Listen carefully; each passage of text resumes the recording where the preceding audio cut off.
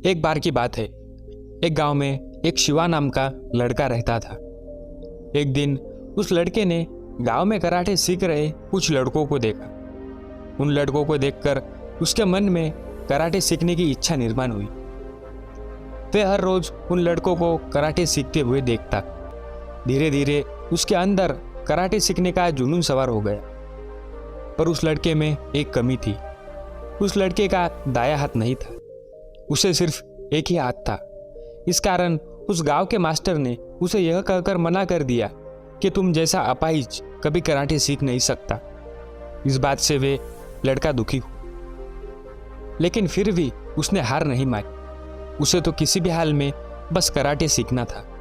उसके अंदर कराटे सीखने के लिए जिद और जुनून भरा हुआ था। एक दिन उसे पता चला कि पड़ोस के गांव में भी एक कराटे मास्टर है जो कि बहुत से लड़कों को कराटे सिखाते हैं। वे लड़का तुरंत उस गांव की ओर चल पड़ा। उस गांव में पहुंचने के बाद वे उस कराटे मास्टर के पास जाकर अपनी कराटे सीखने की इच्छा को जाहिर करता है। मास्टर उसकी इस जिद और जुनून को देखकर बेहद खुश होते हैं। मास्टर इस बात से राजी होकर उसे कल से ही कराटे की शिक्षा के लिए बुलाते हैं। इस बात से वे लड़का खुशी के मारे फूले नहीं समा रहा था। अगले दिन मास्टर के बताए गए समय और स्थान पर पहुंच जाता है। मास्टर उसे एक मूव सिखाता है और कहते हैं कि तुम्हें हर रोज इसी मूव की प्रैक्टिस करनी है। अब लड़का अपने काम में लग गया। वह हर रोज आता और उसी मूव को प्रैक्टिस करता। कुछ दिन बीत जाने के बाद लड़का हर रोज एक ही मूव की प्रैक्टिस करके बोर होने लगा। लड़के ने सोचा कि मास्टर हर रोज मुझे एक ही मूव की प्रैक्टिस करने के लिए क्यों कहते हैं, जबकि बाकी के लड़कों को हर रोज अलग अलग मूव सिखाते हैं। उसे लगा कि शायद अभी मेरी शुरुआती दिन है, इसलिए मास्टर मुझे एक ही मूव सिखा रहे हैं। देखते देखते काफ़ी दिन बीत गए, पर अभी भी वे लड़का एक ही मूव की प्रैक्टिस कर रहा था। अब उस लड़के से रहा नहीं गया। वे अपने मास्टर के पास जाता है और मास्टर को सारी बात बता देता है। मास्टर उस लड़के से कहते हैं कि अगर तुम्हें मुझसे कराटे सीखने हैं तो जो मैं कहता हूँ वही करो, अन्यथा तुम यहाँ से जा सकते हो।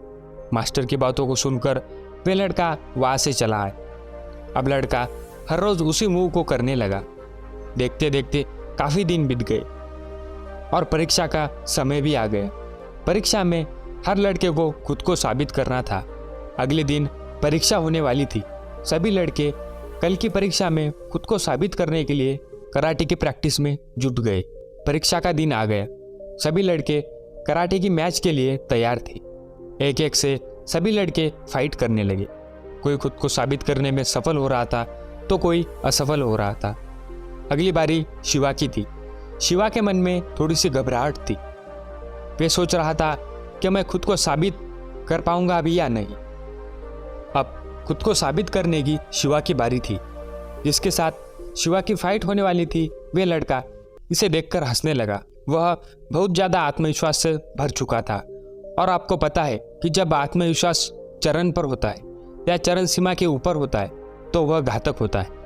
अब फाइट को शुरू कर दिया गया। सामने वाला लड़का कराटे में माहिर था। शिवा को तो बस एक ही मूव आता था।